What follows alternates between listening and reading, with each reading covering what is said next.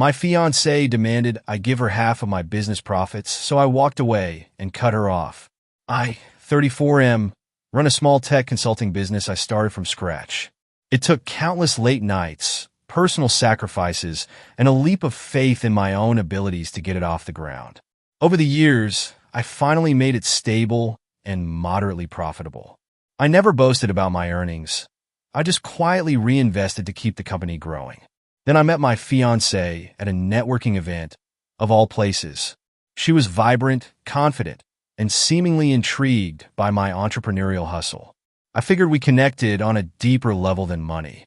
For a while, everything seemed good. She moved in with me about a year ago. She admired my drive, or so I believed. We discussed marriage in broad strokes, imagining a future together. But as we got serious, I noticed little red flags. She'd drop hints about upgrading her lifestyle, say things like being with a successful man means never settling. I took those as playful remarks. Maybe she was proud of me. Yet, sometimes it felt like she was more in love with my potential bank account than with me. Then one Sunday, while I fiddled with my laptop, finalizing some payroll details, she perched next to me and casually said, "Hey, so once we're married, I'll get half of everything you make from this, right?" I frowned, trying to parse the tone in her voice. "Half of everything? We'll share finances responsibly, of course," I replied carefully. She rolled her eyes. "No, I'm talking about your business profits. I deserve half, since I'll be your wife." My heart thumped. That sounded suspiciously like a demand, not a conversation. I tried explaining that she was conflating personal finances with corporate ownership. My business entity existed long before she arrived. She shrugged. "So? Once we're married, we're one. I'm not marrying to watch you keep everything. I want my rightful share." The words "my rightful share" unsettled me. We hadn't even discussed a prenuptial. I just assumed we'd handle money with mutual respect. Her direct demand felt like an ultimatum. A tense argument followed, with her insisting any spouse automatically earns half the business. I argued that spouses share household finances, but you don't forcibly claim half of an entire enterprise you never contributed to. She got testy, calling me stingy. A real man would be thrilled to have his wife partake in the success. Anger flared in my gut. I told her I found that mindset entitled. She stomped off, muttering something about me not valuing her role in my future. The next few days were frosty. She complained about every penny I spent or saved, hinting I should show trust by making her a co-owner.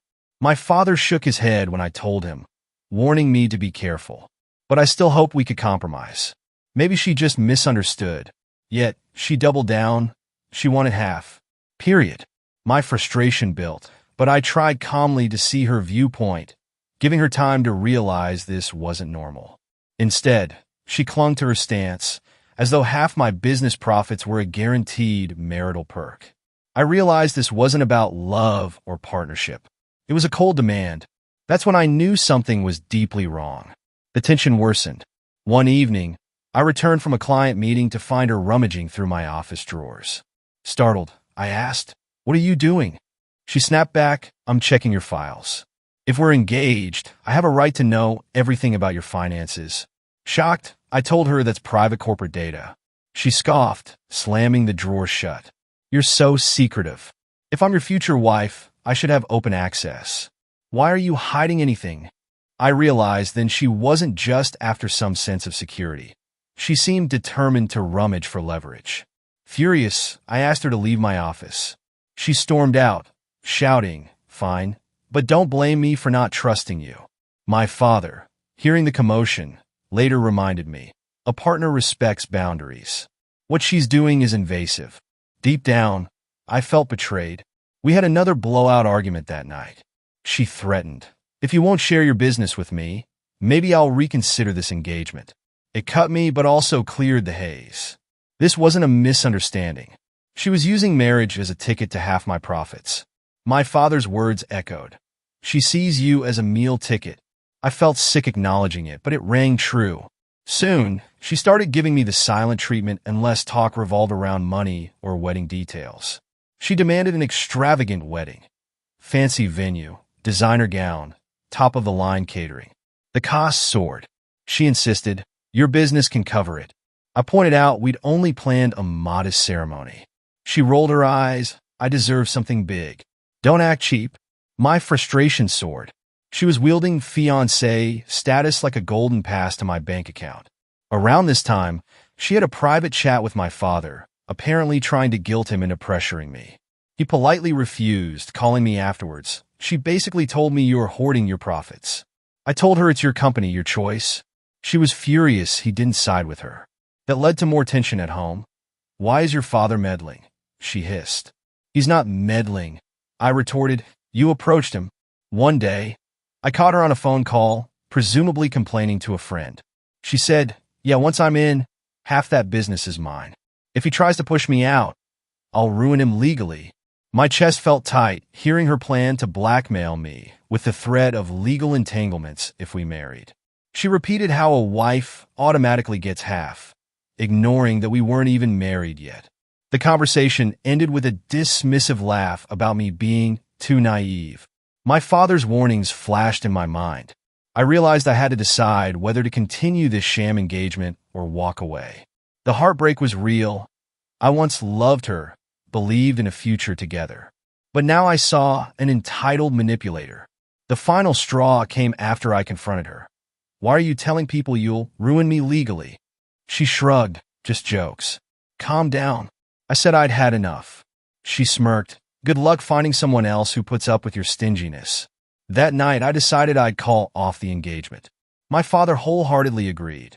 The next question, how to break the news to her, and whether she'd lash out with the legal threats she'd made. Early the next morning, I asked her to sit down. She rolled her eyes, likely expecting another financial negotiation. Instead, I laid out my heart. I can't marry someone who's so fixated on my business profits. This engagement is over. Her face contorted from shock to rage. You can't just walk away. We have wedding plans, she snapped. I shook my head. There's no wedding. I'm done being treated as an AITA. She unleashed a torrent of insults, calling me spineless, accusing me of wasting her time.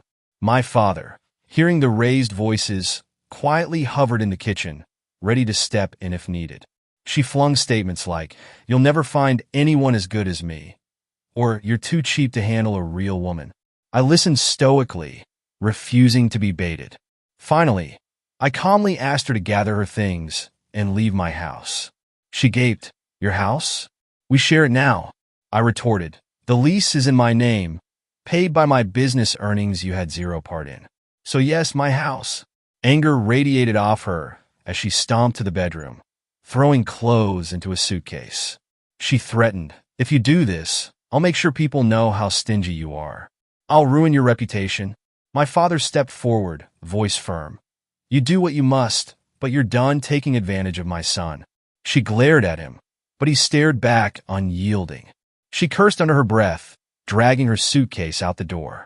You'll regret this, she spat before slamming it behind her. After she left, I sank onto the couch, relief and heartbreak swirling. My father put a hand on my shoulder. You made the right call. This was about greed, not love. I nodded, tears pricking my eyes. The woman I'd believed I'd spend my life with had turned into a monster of entitlement. It was time to move on. In the aftermath, she tried to tarnish me publicly. She posted on social media that I was cheap, controlling, and refused to share what's rightfully half hers. Some mutual acquaintances reached out, confused or sympathetic. I calmly told them the truth. She demanded half my business profits well before marriage, threatened legal action if I refused. That turned many to my side, once they realized how manipulative she'd been. She even visited a lawyer, apparently exploring some bizarre claim that I'd promised her half the business. But my father's friend, an attorney, laughed at the suggestion. We'd never formalized such an arrangement, and no court would forcibly transfer half an established business to a fiancé. She quickly discovered her case was baseless. Furious, she ramped up petty revenge tactics, spreading rumors, harassing me via text. I blocked her. My father insisted I keep records of everything in case we needed a restraining order. Ironically, once she realized her legal threats were hollow, she tried a different tactic, apologies claiming she'd just been stressed about the wedding, that she'd spoken in anger. But her duplicity was so obvious, I refused to respond. My father reminded me to hold firm. Enough damage had been done. I'd lost trust in her entirely. A few weeks later, she arrived unexpectedly in my workplace, eyes red, begging to talk. I let her speak in the lobby, under the watchful eye of security, just in case. She tearfully claimed she missed me, that she didn't want money. She just felt insecure about our future. She said, "I got caught up in finances because I worried you'd leave me with nothing." I stared at her, remembering all the times she demanded her share. Her new sob story rang hollow. I told her, "We could have worked out a fair arrangement if you had genuine concerns, but you lied and threatened me for half my profits. That's not love." She tried playing the sympathy card. "You can't punish me forever for one mistake." My father's voice echoed in my mind. It wasn't a mistake, but a pattern of entitlement. So I simply shook my head. "I'm not punishing you. I'm protecting myself. This is done." She tried to hug me, tears streaming, but I backed away. Her face twisted with frustration. "Fine, you made your choice," she snapped and stormed out. That felt like a final goodbye. After she disappeared from my life, I found unexpected calm. Yes, there was heartbreak. I once envisioned a future with her. But relief overshadowed the pain. Freed from her manipulative demands, I poured energy into my business, ensuring it thrived. My father noticed I looked more at peace, teased me about better future relationships. I told him I'd be more cautious next time. Someone who cherishes me, not my wallet. Meanwhile, rumors swirled that she tried courting another wealthy man, but word about her fiasco with me had spread. People whispered that she was a gold digger. She likely found it harder to secure a new, rich simp, as some folks crudely put it. My father recommended not rejoicing in her struggles, but I couldn't deny some satisfaction. She faced the consequences of her greed. My father also recommended that I do a thorough financial housekeeping, ensuring no leftover entanglements existed. So I changed locks, closed any joint account she might have had access to, and protected my assets. She had no legal claim, no case. The sense of security felt good, a weight lifted off my chest. I continued focusing on my employees, my clients, and my future. In the end, I recognized that her betrayal taught me valuable lessons. To never ignore red flags about money, to keep healthy boundaries, to not equate love with unconditional financial surrender. The heartbreak still stings, but better now than after some messy marriage. My father calls me lucky for seeing her true face before it was too late. I'd say I'm just relieved.